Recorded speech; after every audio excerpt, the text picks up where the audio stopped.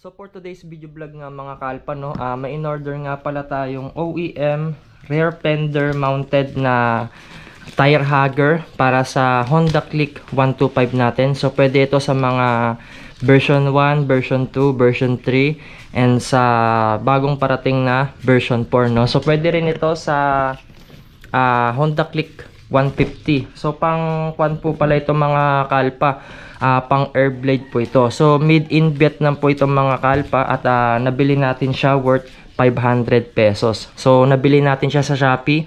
So 7 days bago siya dumating. So ito po siya mga kalpa, kung titignan ninyo, meron po siyang dalawang pagpipilian. So yung pang air blade na 2014 tsaka air blade na pang 2020.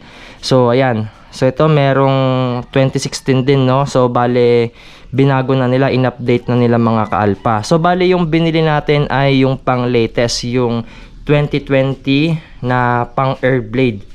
At kung gusto ninyong umorder mga kaalpa, mag-iwan po tayo ng link dyan sa baba sa pin comment at dyan sa description box para pag kinlik nyo yung link dyan ay rekta Shopee na po kayo. Hindi na po kayo pupunta sa mga iba't ibang ads, no. So sa mismong shop na po kayo pupunta mga kaalpa. So dito mag-unboxing tayo tapos tuturuan ko kayo kung paano nga install ito sa mga Honda Click natin. So kung Indonesian concept kayo, bagay na bagay ito sa Honda Click natin. At bago tayo magsimula, kung bago pa lang kayo sa aking munting channel, ay huwag nyo sana kakalimutan na i-click yung subscribe button, pati na rin yung notification bell para sa tuwing nag-upload tayo, ay lagi kayong ma-notify at lagi kayong updated. At simulan na natin.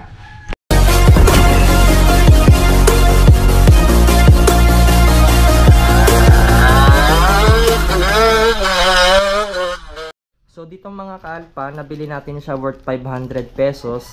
So pagka bibilihin nyo to sa labas, siguro naglalaro na ito sa 800 to 900 pesos. So dito, pag binili nyo siya, may voucher na siyang kasama tapos free shipping na siya. So ganito yung itsura niya kapag ka ipapadala sa inyo. So balot na balot naman siya ng karton tsaka bubble wrap. So tara, simulan na natin mag-unboxing nitong OEM tire hugger na pang Honda Click.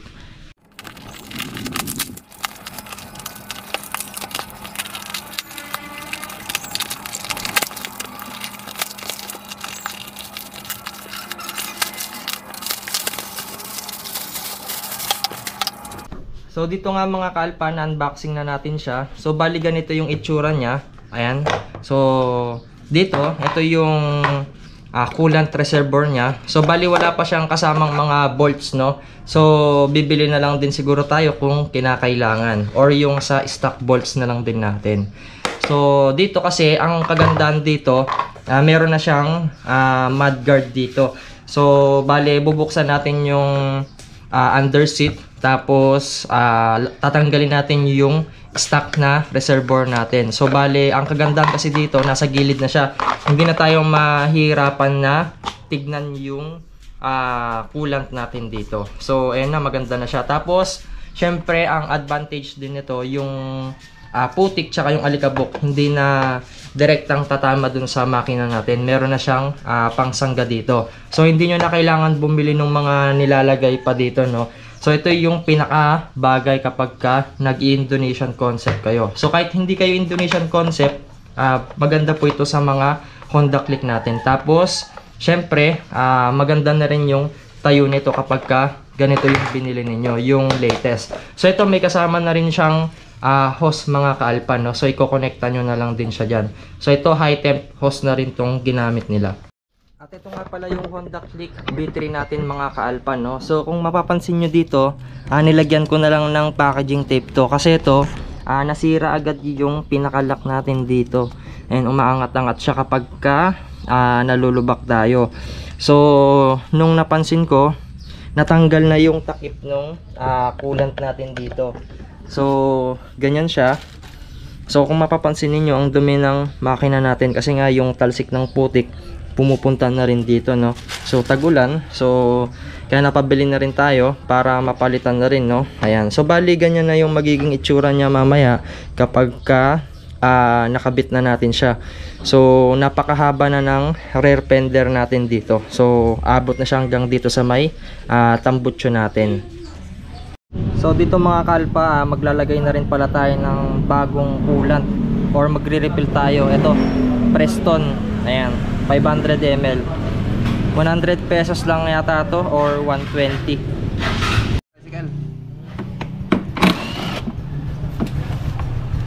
Ayan, tinanggal natin itong mga bolts. Bali tatlo yan. Tatanggalin natin to gamit yung screwdriver. Bali apat niya tol.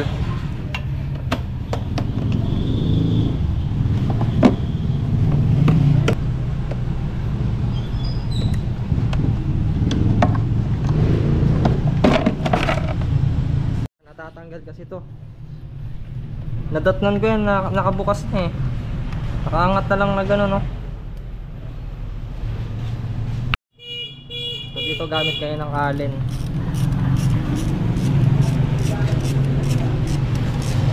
para matanggal. Tas yung mga clip nito kukunin din eh. Ilalagay natin dito, ililipat yan dito.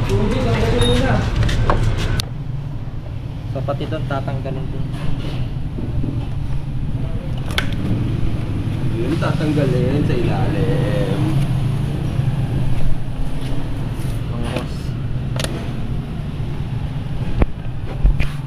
Meron pa dito.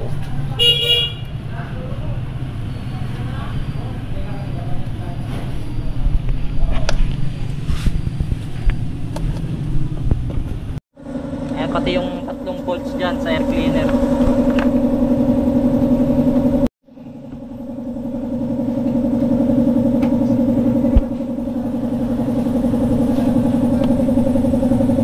Iwala na kataan.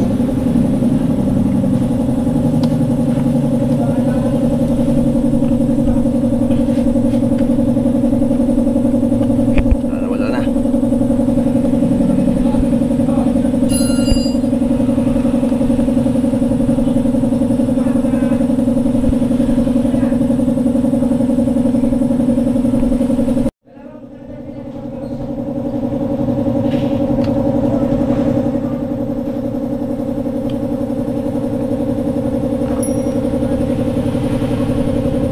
Ibig pa.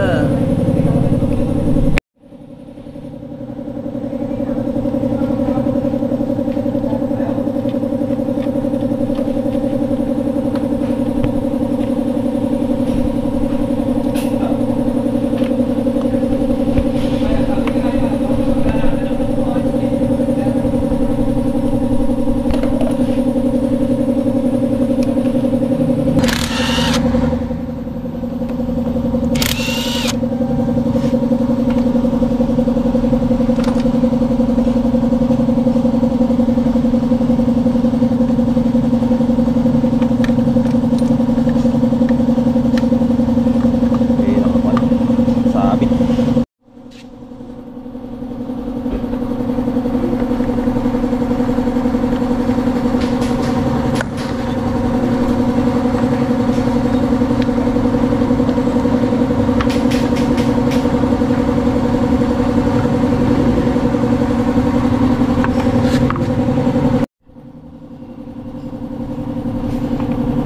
Meron na.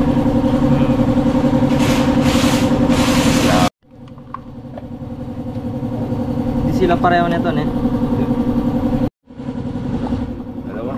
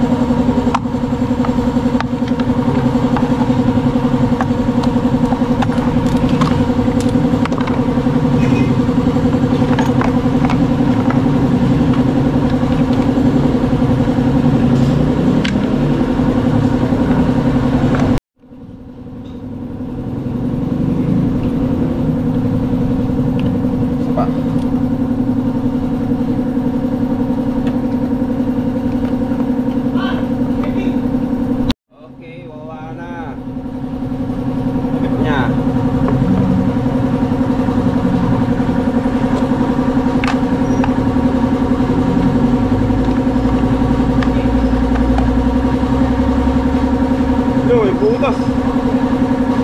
May butas.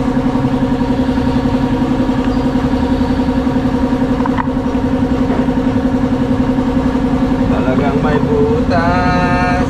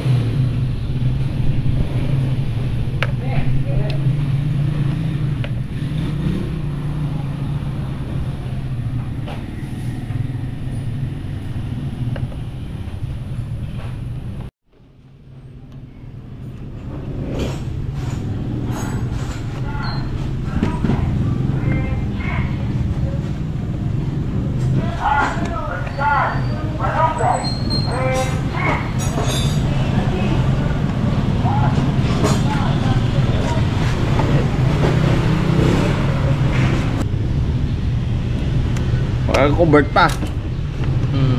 Hindi nakakabit na yung wheelset niya, naka-disc na. Yun lang, magpapapalit lang siya ng kwan, ng XRM front shock.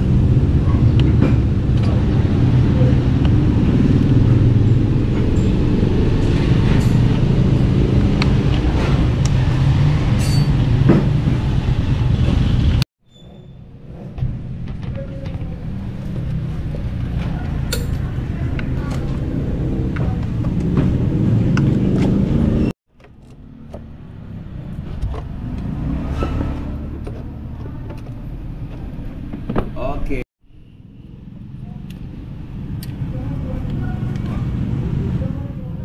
Baliktaran siya.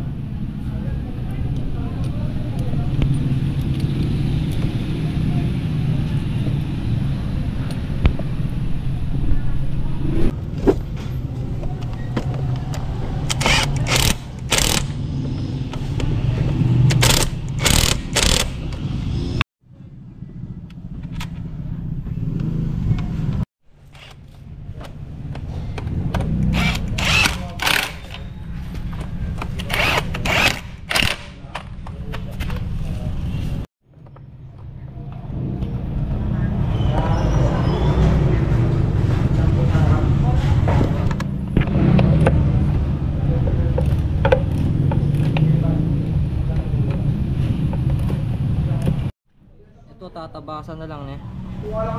O kaya yung blade, pwede kaya? Pwede naman. Ano naman tayong plate? Cutter. Cutter. Nakabit ko na yung kulay.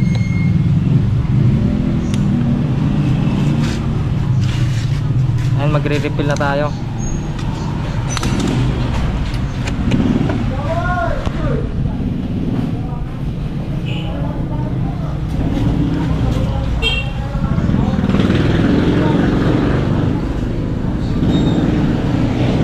Pwede na yan. Cobra pa. Kunti. So, binuksan mo, marami pa. Oh, marami pa yan. Sa akin kaya. Marami pa yan. Oo. Nagpila mo na rin sa'yo.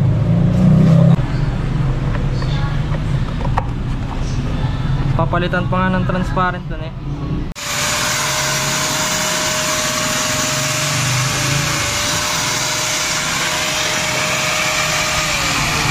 Yan, pwede na yan. Oo. Pwede pa. Kaya pala patikatin mo muna. Malambot na eh.